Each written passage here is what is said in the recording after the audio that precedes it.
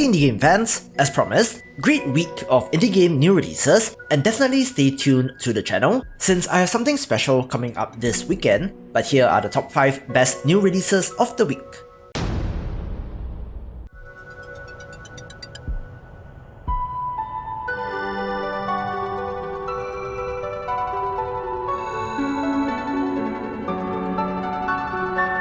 "2013's Anodyne was a tribute to Zelda games with a 16-bit art style, but the sequel, Anodyne 2, Return to Dust, instead looks to be using the PS1 era of graphics to great effect.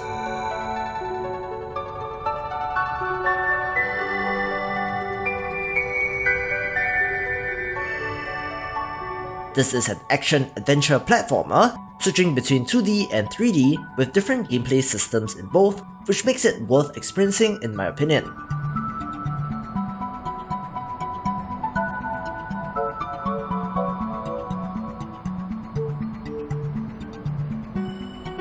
Do note that there is no need to play the original to enjoy the sequel, though fans, of course, will find some minor references and links here and there.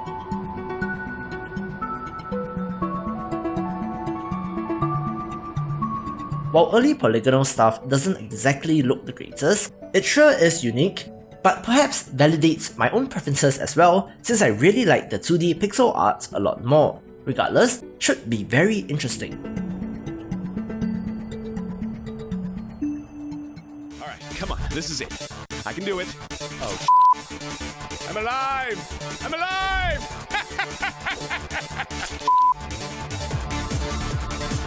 As God as my witness, I will never die again.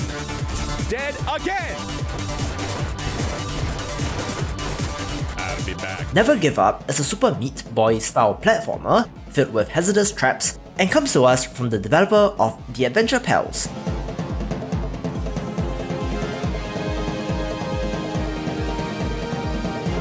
It self-describes as a brutally hardcore platformer, so expect to die, die, and die again.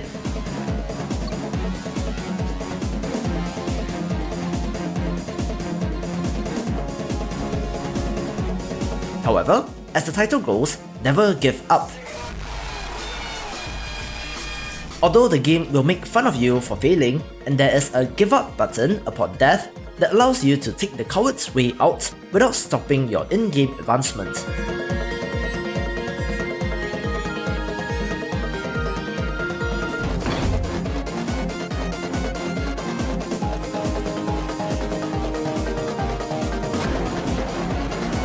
Perhaps not the most outwardly friendly experience that seems to be taking gatekeeping a little too seriously, but from what I gather, it is in jest, so we'll see how unbearable it gets. YOLO! I hate myself.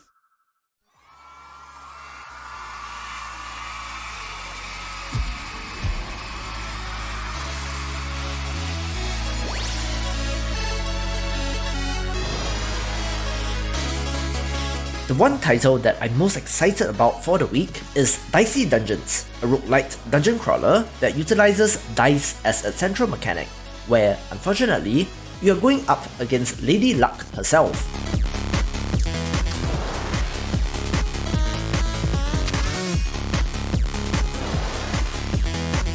There are 6 characters which all play very differently, and has a wonderful art style and chiptune soundtrack.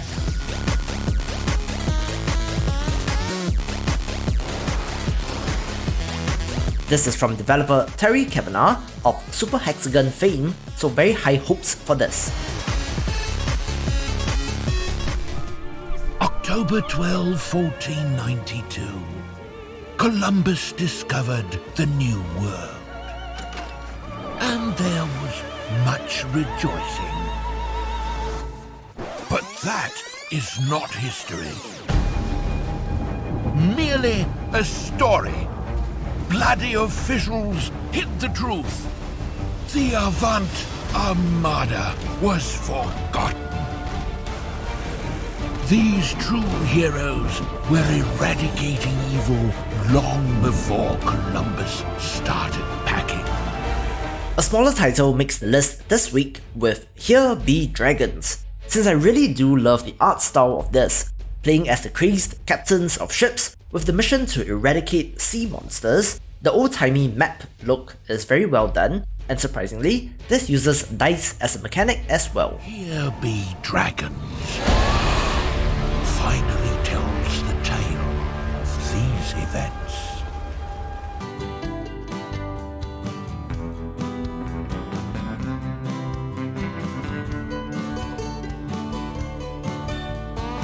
The original Rebel Galaxy is a space western trading and combat simulation where you pilot your ship, take on missions and go on a space adventure, although a main narrative story is missing and it's more of a sandbox type experience.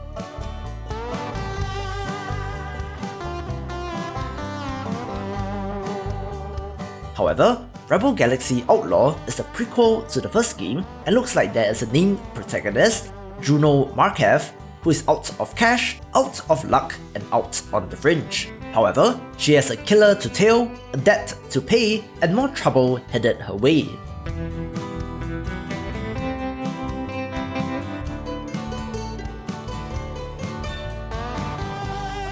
The combat is now in 6 degrees of freedom rather than the constricted 2D plane of the first, and there seems to be minigames like 8-ball within space stations as well.